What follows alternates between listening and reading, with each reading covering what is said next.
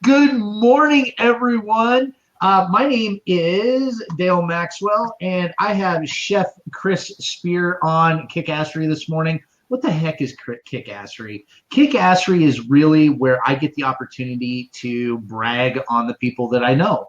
And that's pretty much what this has turned into, where I go into I have found that I have a pretty deep reservoir of amazing people in my life. And I reach out to him and I say, hey, Chef Spear, do you want to be on KickASSery? And he says, the hell are you talking about? What is this thing?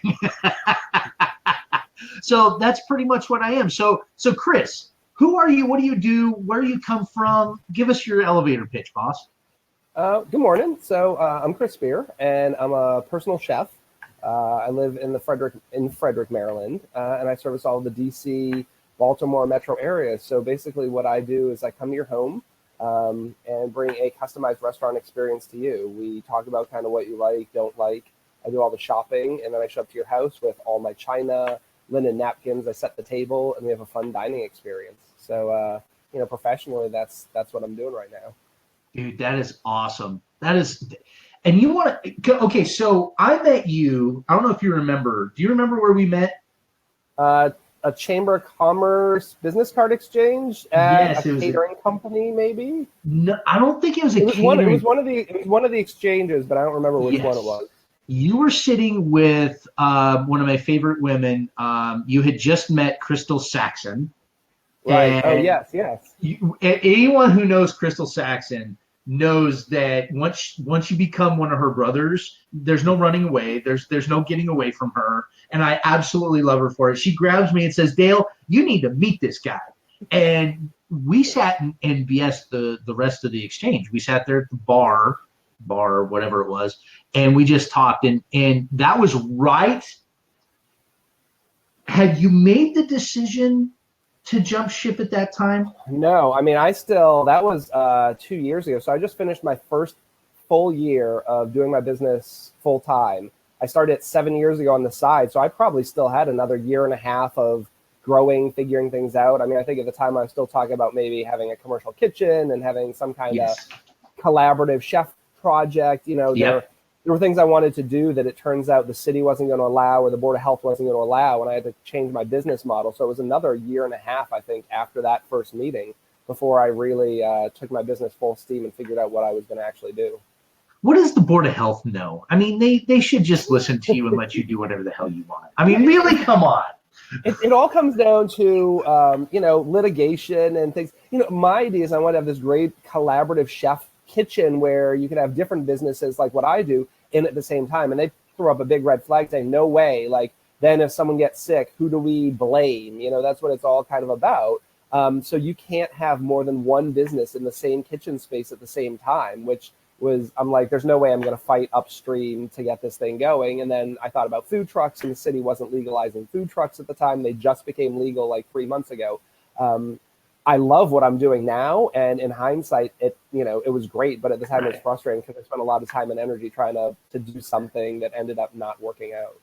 So prior to this, okay, I don't know how to ask that question. I'll make it a statement, then we'll go from there. Is that it's so crazy how when we run down a path and we're like, this is where I want to go, this is what I want to do, and then obstacle, ridiculousness, a-holiness, all of these things, and you're like, okay, maybe I should go a different direction. And so are you happy that those roadblocks hit so you were forced to make a change? Yeah, absolutely. I mean, the benefit is I'm running a business that has a higher profitability. So let's say I started this commercial kitchen thing. I would have to find a retail space, spend hundreds of thousands of dollars of equipment, potentially get investors who can drive the business in a different way. Then you're kind of limited to, is it going to be in Frederick? Where is it going to be? I just decided I'm going to cook in people's homes, and the Board of Health stays out of it. It's between myself and the customer. I don't need any equipment because I'm coming to Dale's house. I'm using Dale's oven and his stove, and all I need is the china. And now I can run a business that's, 85% profit on an event as opposed to like a 2%, There you go. But I just, it took working through those obstacles to figure out what the business was actually going to look like. So question for you, and this is a question that I run into with myself all the time, and because I talk to myself a lot, and then also a lot of entrepreneurs or future entrepreneurs or entrepreneurs who want to go that direction. What was the deciding factor for you to jump out of comfort, jump out of consistency, the job, to go into this crazy awesome adventure? I've always wanted to do it for a while. I first started thinking about this 15 years ago when I was working for a catering company, because these guys didn't want to do this. And they had people call all the time and say, "Will you come cater anniversary dinner for two?" And they just couldn't be bothered. But then they started saying to me, "Hey, would you want to go do this and pick up some money?" And I did, and I loved it. I said, "This is a thing, but I don't know how that's going to work out." So that was always kind of kicking around. I think it comes down to actually wanting to be a chef and cooking. As you move up the ladder, whether it be in a restaurant or contract food or something, you stop cooking. You turn into an HR guy. It's hiring, Right. firing, email, scheduling, board meetings. And it's like, wow, I've been a month literally not even cooking in the kitchen. How could I get back to working in the kitchen, cooking, doing what I really love, and making a profitable business, around it? Nice. So I Nice. think just hitting that, like, I've had a couple too many years of not cooking as much as I wanted to, and that's really what pushed me. Nice. Okay, I have a dumb question.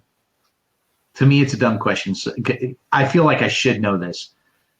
Traditionally, I always thought to be a chef, you had to go to culinary school and you had to do all that.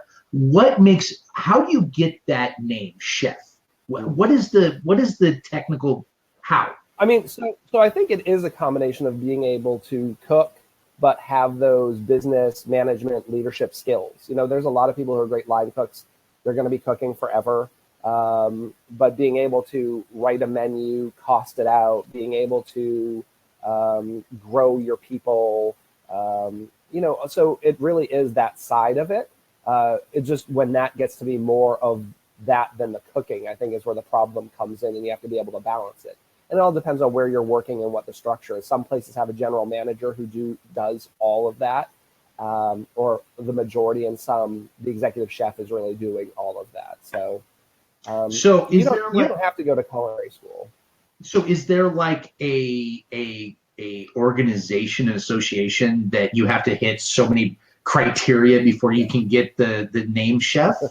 Or So how there's does the American Culinary Federation, and they were formed years ago to really elevate our industry from blue collar to white collar. And they do a lot of education pieces. So you can be a certified executive chef. You can be a certified sous chef, a certified master chef. So when you see that certified, that's through the ACF. They're the only ones who are certifying that. But that being said, whoever the kind of lead chef is at whatever restaurant, they could be the executive chef without having gone through the certification.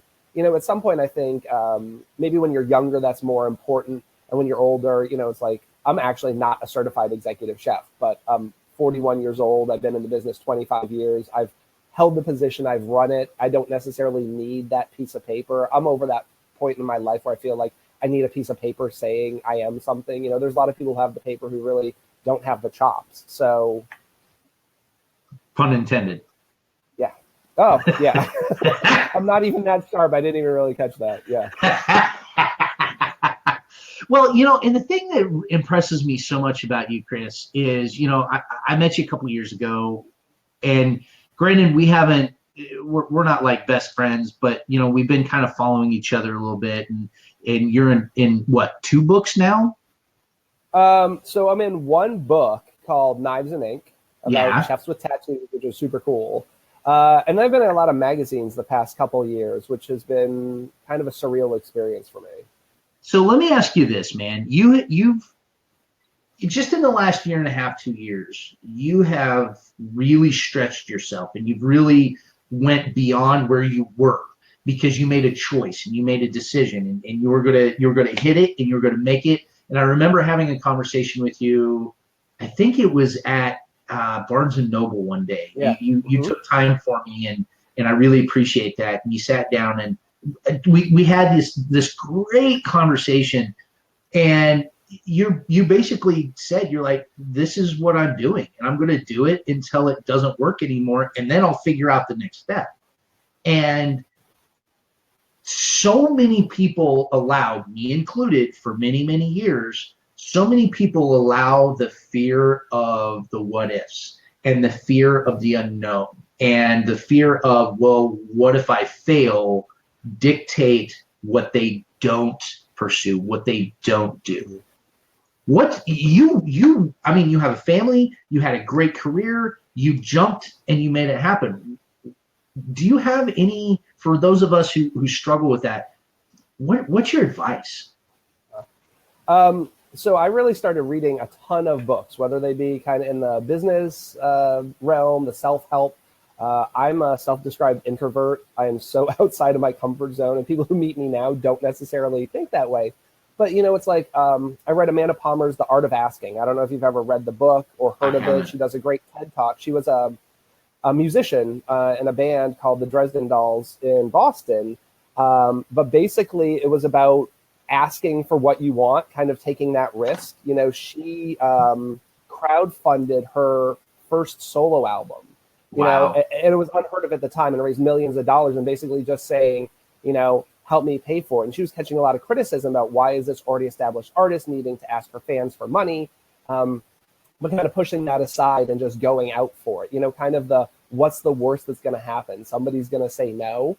So Right. she's got a great 15-minute TED Talk or something, but just that idea of I want to be in a magazine. So find the editor of a magazine online and, build a relationship first, but then go in for the ask and say, hey, Joe, we've been talking for a while. What do I have that I could provide for your magazine? I've got a dozen new recipes. You want to take a look, see maybe there's something that fits. That is so far out what I normally would have done. Like, no way would I blind pitch, a recipe to the editor of Bon Appetit magazine. Right. But you just get in the zone where, like, they're not going to come to you probably. Right. There's so many people out there, so much noise, so you got to stand out. And I just realized I wasn't going to get what I wanted if I didn't go for it. You're awesome, man. You are so awesome, because that takes balls, dude. Because and here's what's crazy to me. What physically would have happened to you if Bon Appetit magazine said no thank you?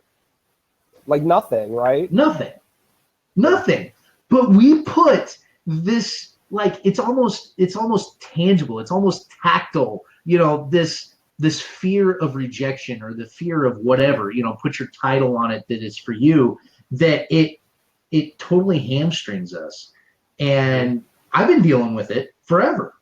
And yet, when you finally pull the trigger, and how did you feel when they said, yes, please? Yeah, it was amazing. All these things, people say it's a little ballsy. It's like there's this culinary competition called Koshan 555, and I really love it. And I'd been a bunch of years and paid for tickets, and I even knew the organizer, but I don't know why I had never asked. Like, I wanted to be a judge, and I just shot a blind email and said, hey, Brady, it's Chris. I've been in this thing for 5 years now as an attendee. I know you need 20 judges. I would love to do it. What do you think? He said yes. And now I'm on the judges circuit. And like every year when it comes to DC, I just get like an automated email saying you've been selected to judge. And it's crazy. And people are like, wow, like, how did you get to be one of the judges? I'm like, I almost don't want to tell them. It's like, I shot the organizer an email. Like, these people are pulling their hair out too. Like, that guy needs to find 20 people to judge in every city. That magazine needs to find content, not only for the magazine, but for their websites every day. Right. They're just as stressed out looking for new talent, new voices, new people to help. And I think, if you guys can meet in the middle somewhere, right, there's a lot of opportunity. Dude, I really love how you just said that, is that it's not all about it. They have things that they got to get done too. We're all human. Yeah. We're all screwing up every day. We're all succeeding every day. And I guess I hadn't thought of it that way, man, is they need us as much as we need them. Mm-hmm. I had never thought of it that way. Yeah, absolutely. And that's the conversation that's uncomfortable in every industry, because then there's the free versus paid. There's a lot of people who are their livelihood is getting paid as a recipe developer, and they're getting pissed off at people like me because they feel like we're undercutting them. Oh, this guy's coming in and doing it for free. It's like the whole conversation about influencers right now. Right. Should you be giving your product for free to someone on Instagram because they have 1 million followers? I think it's great. Right. Like everyone's got their talents. If it can get your product in front of people, hey, more power to you. But it's there's a whole lot of disruption in many industries right now. And the conversation is pretty interesting about that. Well, and you're absolutely right, because that disruption is across the board in almost every industry there is, because this medium that you and I are talking on right now, it gives opportunities that even 5 years ago wasn't available. And these traditional industries that are so ginormous it's so hard for them. It's a Titanic trying to turn around. And it either they're set in their ways, or they're so far in bureaucracy that it's dang near impossible for them to make the adjustments that's necessary. And then you have limber guys like us that really, we're making it up as we go, let's be honest, and it doesn't really matter. Yeah. I'm probably going to get more distribution through this here. I'm not on NBC right now, like as you and I talking, but this is totally different. Like 5 years ago, you wouldn't have this opportunity. And now we can sit here, talk for however long, put it up on our own channels, and, better chance for it to be seen by the people we want to see it than being on a TV show. It's absolutely, so interesting. Absolutely. It is so interesting, man. It really is. And the thing, I've had lots of conversations with content creators. You brought up a great point a minute ago about value versus being an influencer and creating value and not charging for it versus putting it out on the market as a pay-per. So I'm a big fan of the balance. I'm a big fan of, you got to create your brand. You have to create your influence and your value, and you have to prove to the market that you know your shit. That's the truth. But then at the same time, I'm not in business to just give everything away. As much as I wish I could, I'm not. You're not. You're not going to go, and if you could, I'm sure you would cook for everybody for free if you had a gajillion bucks in the bank and you didn't have to worry about it. That's not the case. And the conversation I've been having with a lot of content creators is that, how much do I give away? How much do I not? And to be honest with you, and correct me, maybe your industry is a little different, but in my opinion, you just give. And then when it's time to have a product to sell, you've already created that credibility, and the sale is a lot easier. Yeah, for me, it's opportunities. I hear a lot of restaurateurs, and restaurants a totally different ballgame because you have razor thin margins.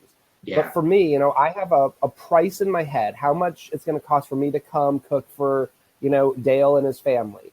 But, I might get approached by someone where I say, oh, this person has some level of influence or something, or, maybe I'll do it on the cheaper, maybe they'll get a little something different because it's going to benefit me. It's like I'll do events at a winery, a brewery, and I'll comp someone a ticket if they're a person on Instagram who I know is going to take photos and post it up to their 20,000 followers. For me, it's worth it. The cost of my food was like $30. And instead of spending $30 in ads, the reach is going to go further for me to have a local food blogger come out, take a ton of pictures, post up, than to spend that $30 on an ad somewhere, Oh, absolutely. Absolutely.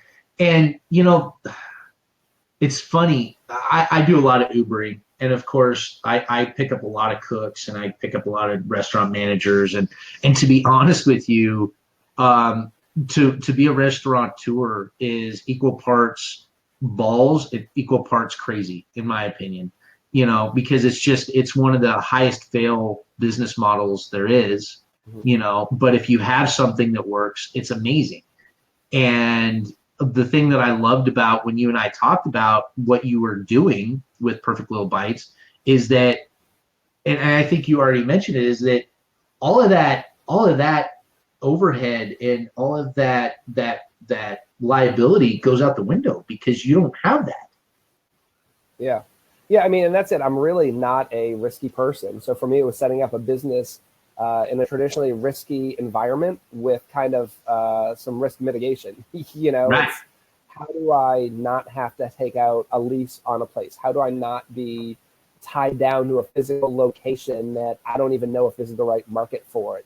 Right. Having a whole bunch of employees who I have to manage who may not be good. It's like I have zero physical location that I have to rent, zero huge capital expenses, no employees. It's I can keep it lean and mean, and it's mobile. Tomorrow, if I move, like you recently moved. If I moved cross country, I could take this business with me. I've already branded it. I've got all my stuff. I can throw it in the car, move to St. Louis, and open Perfect Little Bites there. Yep. It's super flexible. And you're not working 14-hour days, I'm guessing. No, and it's there are 14-hour days, but it's kind of broken up at kind of Right. my pace. If it's 14 hours, it's because that's how long it took me. But it might be, prep for 5 hours, take a nice lunch break, pick my kids up from school, work for a couple more hours. It's not like this grind of like 14 hours straight. I have had those days, but Well, not yeah. as many as I used to. Right. I mean, as a restaurateur, I mean, those guys, man, they're grinding out 10, 12, 14-hour days, 5, 6 days a week. And, as soon as you become a manager, then that's all you're doing. And I And don't think you have to. I think there's a lot of this ego with chefs, kind of like if you're not working this 18-hour day, you're not a chef. I feel like quite often you're not managing your business properly. You're not training your people. There's a whole conversation. I've had this debate with a lot of people. I used to work in a place where I could go on a week's vacation and not get a single phone call or text or whatever because I put the people in place to run the business when I wasn't there. And they could do the ordering. They could handle an issue if there was a call out. They could create specials. I think a lot of people want to feel indispensable and they're not necessarily training their people properly, whether they don't know how or they don't want to. So I don't think you always have to be there. I think it's like an addiction. Like they want to be there. and that's a good addiction. I like that. Now, do you feel that because there's a lot of industries, and my wife's in the military, and the military is another industry that does this a lot, where there are people who are promoted into positions because of their skill level that they have in X. We'll say a line cook. A line cook is a phenomenal line cook. So they get promoted to executive chef because they're such an amazing line cook. But they don't have the skill set to manage people, to manage. Absolutely. Do you see that in that industry as well? Yeah, I think because you're always kind of looking at the try it before you buy it model, and it's like what you have with that cook, and hopefully you can grow them, which is where I think you always should be growing. I see a lot of times you've got these line cooks who you haven't really invested a lot in, and then a position opens up, and you just can't find the next sous chef, so you promote them, but you haven't been spending the 2 years to really groom them for the position. So that's what I always wanted to do, is looking 2 steps ahead, like where is this person, where do they want to be, how can we get them there, instead of kind of waiting at the last minute. But, management isn't for everyone. There's a lot of people who just want to be career line cooks or, whatever. I've had a lot of people who were next in line to move up, and I've had the conversation, hey, you've been here for 10 years. Don't you want the sous chef position? Nope. Like, don't want the headache, want to leave at the end of the day and not have it be my problem. And, I respect that. Cool. And if they are performing at the level that they need to, they're happy. Why not? Yeah. And like not everyone wants to be a business owner, right. And not everyone should be. Right.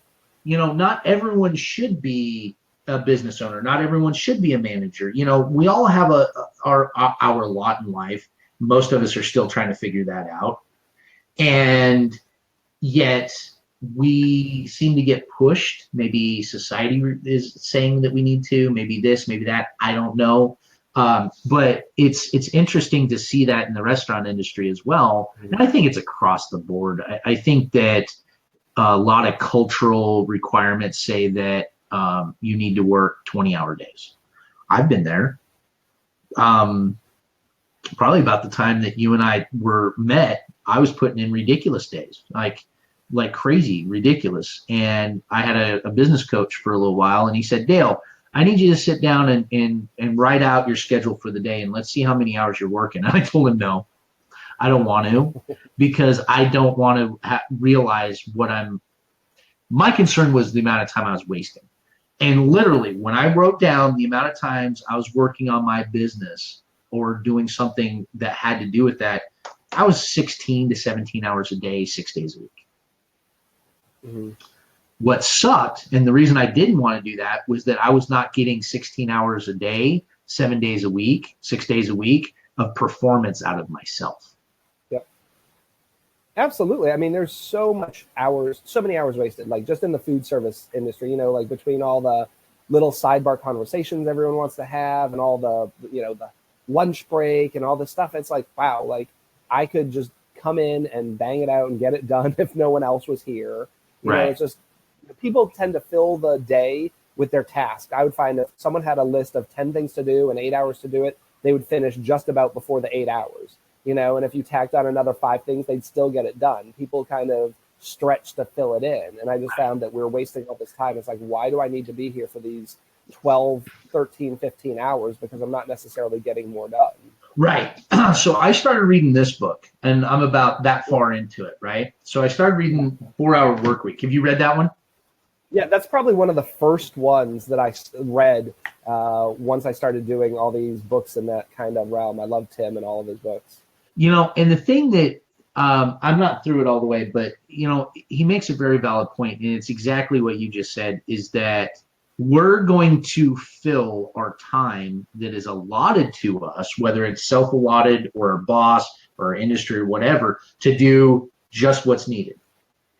And I love, and I'm really trying to implement this myself, is do your task list, figure out what you need to do, and get it done. And then guess what? When you're finished with it, walk away because you're finished.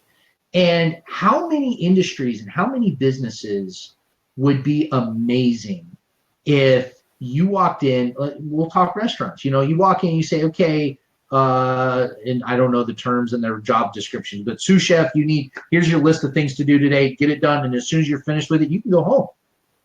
Yeah. I don't know all the details, but we had a delivery company who used to deliver food for us. And the first company we had, I believe the employees were paid by like just getting the job done. They had to deliver to 20 routes, and when they were done, they could go home. And these guys were super fast. And then we switched and we had another company, and these guys were paid for 8-hour days, and they were slow as anything. Like, I guarantee you, if I said to my cooks or whoever, if you said to your employees, here's what you need to get done today, I'm going to pay you for a full day's work, you go home when it's all done, they would get it done. Yeah. You know? But it's like, no, I'm here for 8 hours. Like, if I just work faster, all I'm going to have to do is do more work. That tends to be the mindset. Right. You know, with managers, I've been salary for the past, 15 years, and they just expect you to be there. It's like, why? To babysit? Like, I've trained these people. They can run the ship. Like, give me a call if there's an emergency, but they'll be fine. And that right there, Chef Spear, is trust and faith in your team. That's it in my opinion, is if you have trust and faith in your team that things aren't going to fall apart just because you're not there, that empowers them to do their job.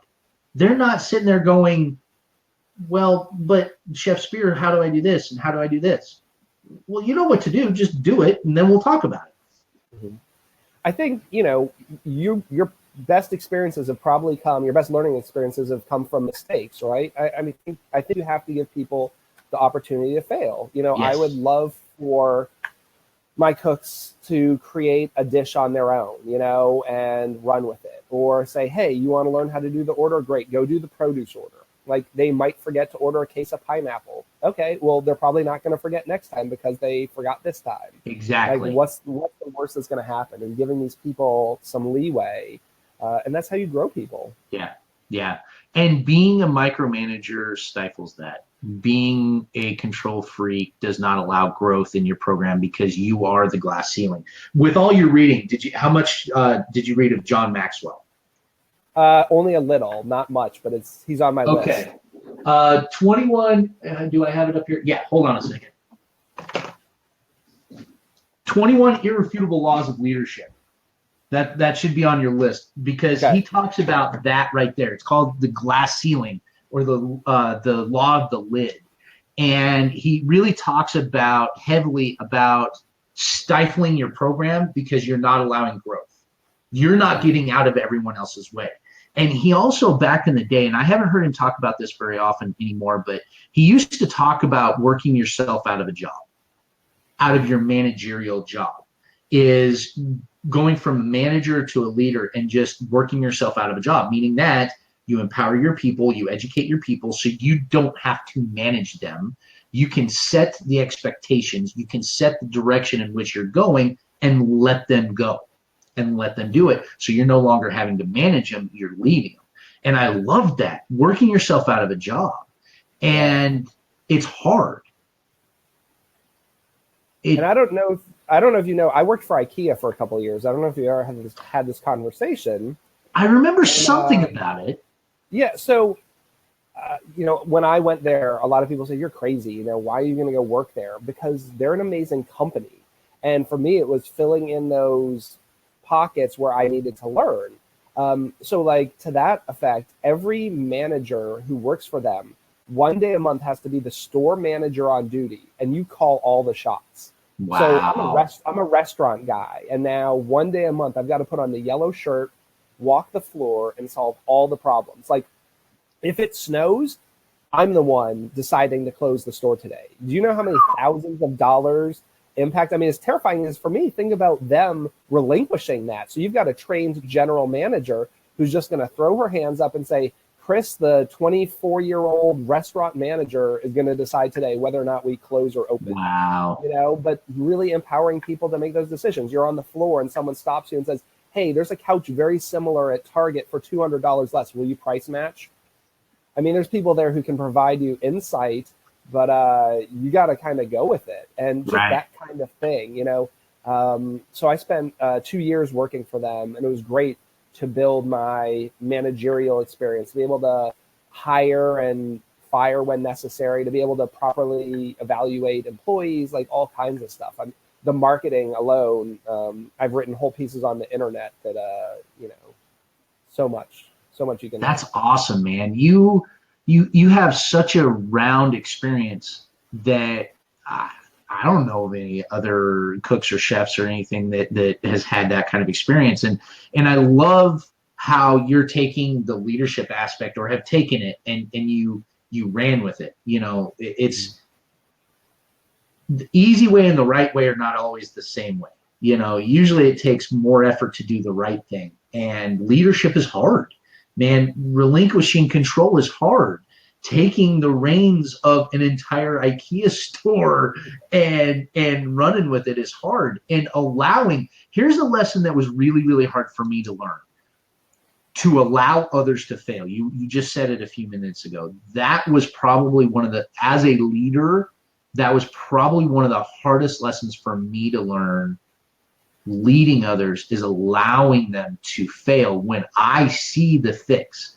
I see what's coming down the line because I've done that. I failed at it. I sucked at it, and I know what to do. But to give the counsel and say, okay, here's what's coming down, your choice, and to just watch that train just go. And I think the challenge for me is going to be if and when I have employees, because it is a very different story when it's not your business, right? So it's easy for me to allow someone to fail in a restaurant environment that I don't have as much skin in the game. It's a very different story. Let's say now I hire a cook and send him out on a job. It is going to be very different. I realize that for me to say, well, if he screws up, that could potentially tank my whole business that I own. Right. And that's a little scary compared to like, oh, well, we might get a bad review for this restaurant. I don't own it. You know what I mean? Like, so being aware of that, but I hope I'm still going to stay with the same mentality. Well, that's very, pardon me, that's very introspective, man. And that's awesome. My experience with that wasn't necessarily in business. When we were in Germany, real quick story. So when we were in Germany, I was working, I did the youth program, so the 11 to 18-year-olds, and working with young adults who had never had leadership responsibility. I kind of threw them in the deep end, and I said, okay, let's go. and they wanted, specific example, they wanted to put on a dance. Well, hell, I've put on thousands of dances. I started, my first business was a DJ company in high school. I've done, so to me, that's a no-brainer. You do these things, you do it, blah, blah, blah, blah, blah, right? Well, they had never done it. So I laid it out and I said, okay, here's your list. Here's your to-do list, your task list. Here are the people you need to talk to. Here's the people you need to verify with, blah, blah, blah. I laid it all out for him. I said, here's what you need to do. We delegated. I said, now, our date, we're going to have another meeting, and unless these things are finished, we're not having a dance. That's our end-all, be-all meeting. We're going to call an end to it. And they're like, okay, yeah. And I saw them. They weren't doing their work. I'd kind of nudge them a little bit. I'd poke them a little bit. Weren't doing their thing. We had their meeting. Okay, all right, give us the reports. Oh, well, I didn't do this, and I didn't do that. I didn't do this. Okay, pulled the plug. No dance. Now, it's not a business that lost thousands of dollars, but the thing that was really hard for me was the just look of utter devastation on these young leaders' faces when I pulled the plug on them, when they're like, oh yeah, I can get that done today. Too late. Right.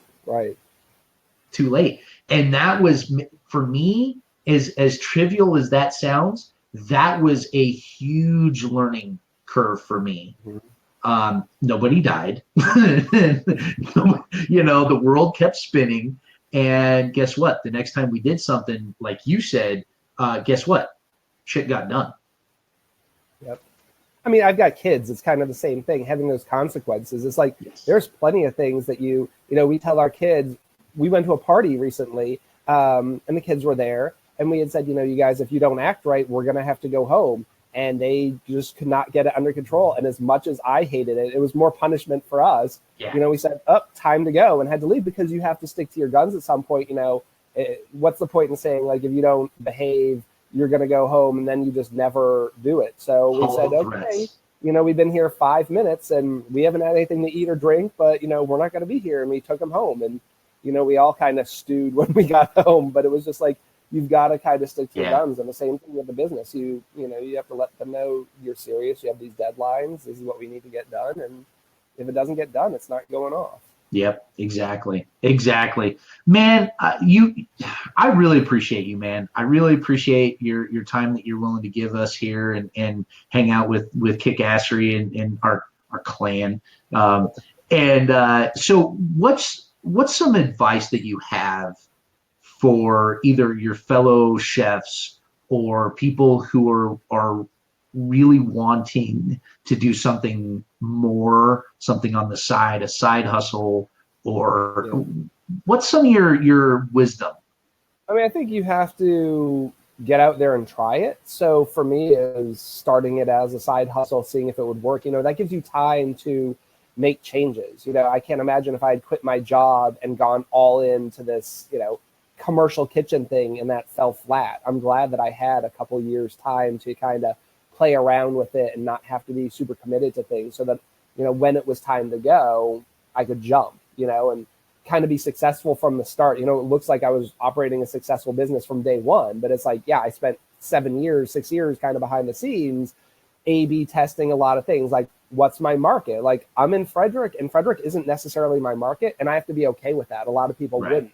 It's like, most of my business is down Northern Virginia. Fine, I'm driving to Alexandria tonight. Like, I can't fight and say, this has got to be my market. Like, if it's not, it's not. Or, oh, I couldn't get this food truck. Now what? Like, just having to figure out something. For me, it's being creative and working through the creative process to kind of problem solve. So I have a daily creativity exercise I do, and that kind of helps me kind of open things up. So I'm a big fan of these lists of 10. So it might be, who are 10 businesses in town who I could potentially partner with to do something interesting. Or, looking on the counter, I had a friend give me a bunch of persimmons. What are 10 new recipes I could do with persimmons? Or, something like that, and kind of opening it up and just keeping notebooks. I'm a big fan of notebooks. Chefs notoriously have notebooks full of recipes and ideas, and just kind of working through that process to figure things out and problem solve. But sometimes you get into really interesting trains of thought. That's awesome, man. And I appreciate that. I really do. And I'm jotting notes of, wisdom of Chef Spears over Yeah, here. so there's a great I don't know. Do you know James Altucher, who's a business guy?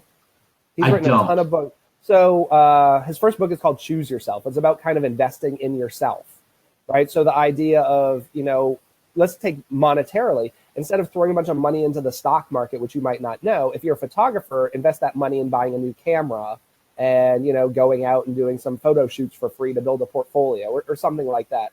But he and his wife wrote a book called Become an Idea Machine. And their thesis is that the more you build this creativity muscle, the more thoughts kind of come to you freeform. So it's a workbook of 180 days of just, if you were to create a car with 10 new features, what would it be?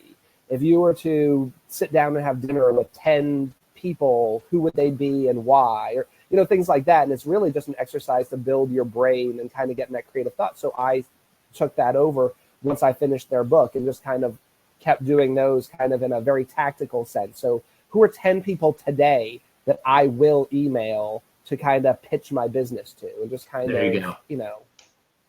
Do you see your title, the title of your book down there? Yes. We'll see something like that. I'm sure of it. Yeah, maybe, and for me, it's just kind of assembling things together. I never try and pretend that I've got all these great new ideas. It's just a combination of everything. I think the best thing you do is read a lot, do a lot, talk to a lot of people, kind of combine it and find out what works for you.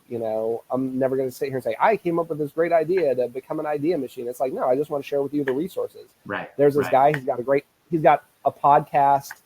He's very much like Tim Ferriss, same kind of realm.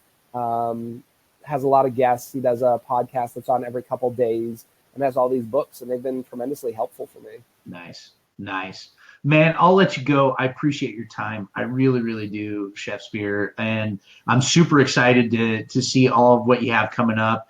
You've kind of, over the last year or so, kind of dropped a couple hints to me what you're working on, and I'm super stoked to see it. I'm really excited to, in even a very outside way, to be a part of it, even if it's just talking to you about it. So keep us in touch and keep us in the loop. If you don't mind, once we're finished here, would you mind putting your contact info down in the comments so we all know how to get a hold of you and whatnot? And I'm also, just so everyone else knows here on KickASSery, as a reminder, I'm also building a YouTube channel with all of our KickASSeries as well. I'm wanting to get a few of these on there before we actually launch it. It's kind of messy right now, so it's not ready to throw out. But yeah, dude, thank you so much. Any last words to everyone? No, just, if anyone wants to talk to me or anything, just find me. So my business is Perfect Little Bites. So that's me kind of across everywhere. Perfect Little Bites on Facebook and Instagram and Twitter. My email address is perfectlittlebites@gmail.com, and my website is perfectlittlebites.com. But, I love meeting new people, and whether it be about food, if you have a question about a recipe or a suggestion for a cookbook, hit me up. But if it's, business, right now I'm starting a new business project that's kind of, its goal is to help food entrepreneurs and build a community around that. So I just love kind of working with people and helping them grow their business. Like, I want to have an open business model. If anyone wants to do what I do, I have no secrets. I'll tell you how I did it and the road bumps I hit. But anything I can share for advice, I would love to. Awesome, man. Awesome. Well, we might have you on here in the near future, and you can share a recipe or two with us. How's that sound? Sounds great. All right, man. Chris, I appreciate your time. Everyone, thank you guys. I appreciate you. I got to finish up here with Chef Spear because I'm back-to-back today. This week, dude, has been insane. I opened up my schedule, and everyone just went, we're jumping in the pool. Let's make this happen. So, brother, I thank you. Appreciate it. Please make sure you throw your contact info in the comments. Everybody else, have an awesome rest of your day. I'll be back here in about, 45 minutes, half an hour to do another one of these. Yeah, guys, keep smiling because guess what? Somebody needs it. We'll talk to you soon. Hang out with me for just a second, Chef.